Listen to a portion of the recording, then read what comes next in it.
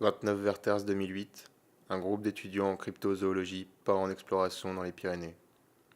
Mathilde, 26 ans, généticienne, Ulrich, 29 ans, historien et sociologue, et Darwin, 27 ans, photoreporter et archiviste du groupe. Ces images sont celles retrouvées par l'équipe de secours. Mathilde, Ulrich et Darwin ne reviendront jamais. Durant les premiers jours, le groupe de cryptozoologues démarre rapidement son ascension. Multipliant les passages dangereux, aucun risque n'est trop important pour la science. Après plusieurs kilomètres de marche qui les a menés loin de toute présence humaine, fatigué, le groupe monte son bivouac. Les esprits sont alertes, malgré les efforts des premiers jours, la passion se lit sur leurs visages. La nuit tombe.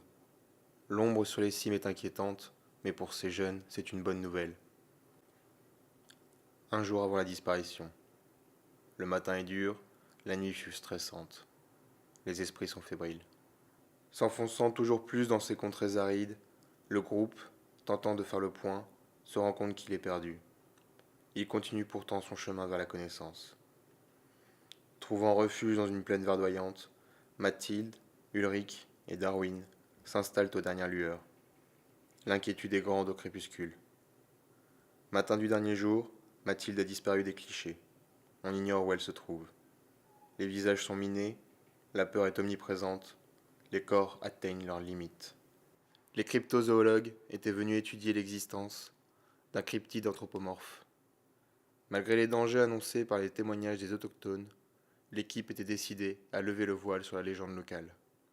Darwin tente de contacter les gardes forestiers à l'aide d'un portable satellite, ainsi que la cellule cryptozoologique de Toulouse. Il n'y parviendra pas. Perdus, ils poursuivent leur route, tentant de trouver trace de la civilisation. Ils ne trouveront qu'un troupeau de chèvres sauvages.